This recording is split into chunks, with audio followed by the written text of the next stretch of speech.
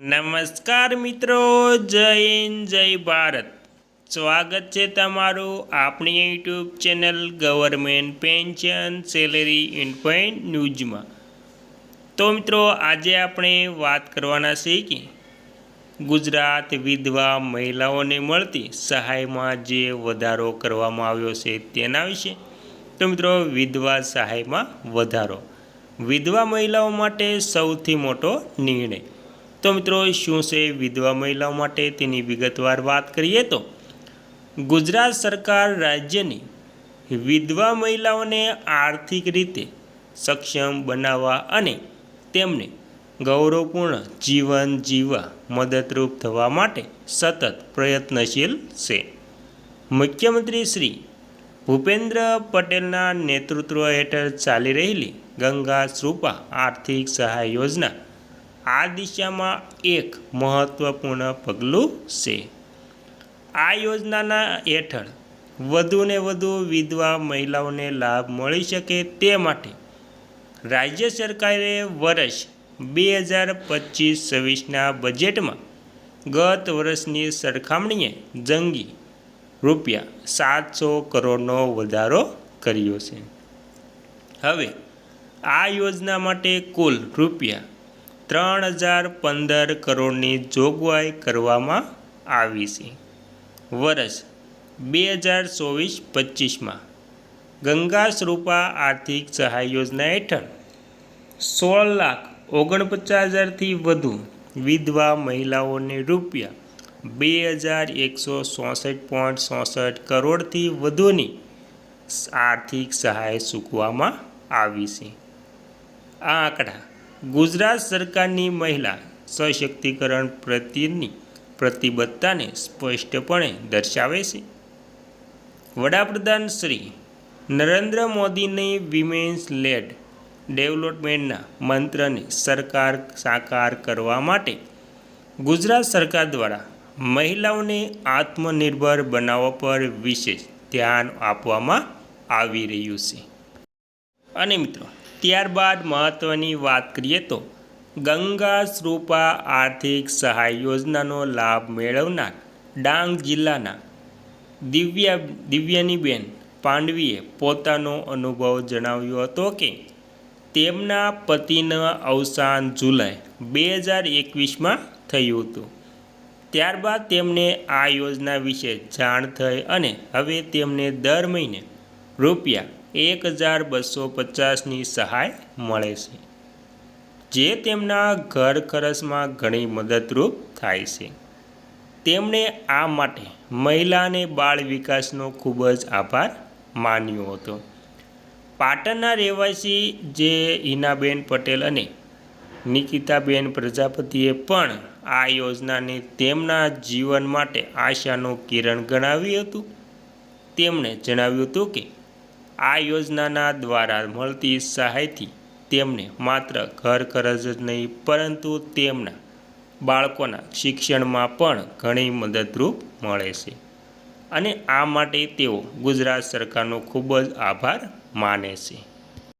અને ગુજરાત સરકારે ગંગા કૃપા આર્થિક સહાય યોજના માટેના બજેટમાં ઉત્તરોત્તર વધારો કરીને વિધવા મહિલાઓ પ્રત્યે પોતાની સંવેદનશીલતા દર્શાવી છે। વર્ષ 2020-21માં આ યોજના માટેનું બજેટ ₹549.74 કરોડનું હતું, જે વર્ષ 2025-26માં લગભગ 500% વધીને ₹3015 કરોડ સુધી પહોંચ્યું છે।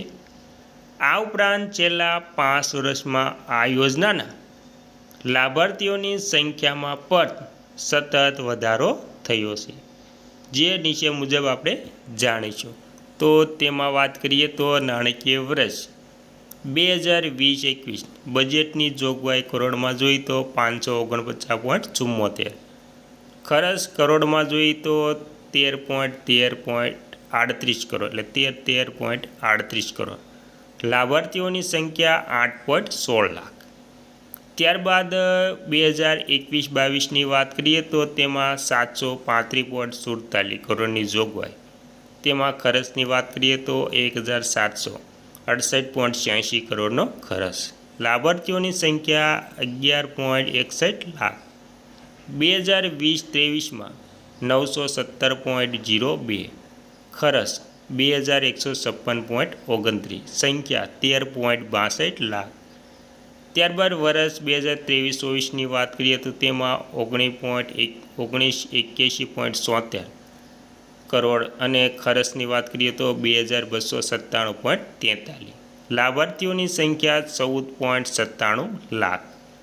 અને નાણાકીય વર્ષ 2024-25 ફેબ્રુઆરી સુધી તેમાં બજેટ 2362.67 અને ખર્ચની વાત કરીએ તો 2164.64. લાભાર્થીઓની વાત કરીએ તો તેમાં 16.49 લાખ લાભાર્થીઓની સંખ્યા છે. તો મિત્રો આવી રીતે વર્ષ વાઇઝ ખર્ચ અને લાભાર્થીઓની સંખ્યા છે.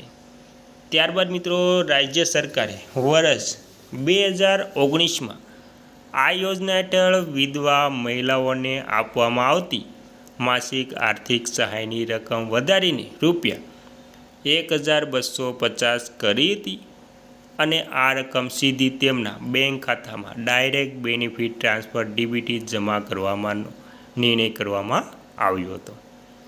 આ ઉપરાંત અગાઉ વિધવા મહિલાઓના પુત્ર 21 વર્ષનો થતાં સહાય બંધ કરવામાં આવતી હતી, પરંતુ હવે આ નિયમ રદ કરીને મહિલાઓને આજીવન આ યોજનાનો લાભ મળે છે. મિત્રો, સરકારે ગ્રામીણ વિસ્તારની મહિલાઓ માટે વાર્ષિક આવક ₹47,000થી વધારીને 1,20,000 અને શહેરી વિસ્તારની મહિલાઓ માટે 68,000થી વધારીને 1,50,000 કરી છે. આના કારણે યોજનાના લાભાર્થીઓની સંખ્યામાં પણ નોંધપાત્ર વધારો થયો છે. વર્ષ 2018-19માં આ યોજના માત્ર 1.66 લાખ લાભાર્થીઓ હતા, જે ફેબ્રુઆરી 2025 સુધીમાં વધીને 16.49 લાખ સુધી પહોંચી ગયા છે. મિત્રો, ગંગા શ્રુપા આર્થિક સહાય યોજના દ્વારા ગુજરાત સરકારે વિધવા મહિલાઓ માટે આર્થિક સુરક્ષા અને ગરિમાપૂર્ણ જીવન સુનિશ્ચિત કર્યું છે. આ કલ્યાણકારી પહેલને વધુ વિસ્તૃત કરીને ગુજરાત સમગ્ર ભારતમાં મહિલા સશક્તિકરણ અને સમાનતાનું એક ઉત્તમ ઉદાહરણ પૂરું પાડી રહ્યું છે.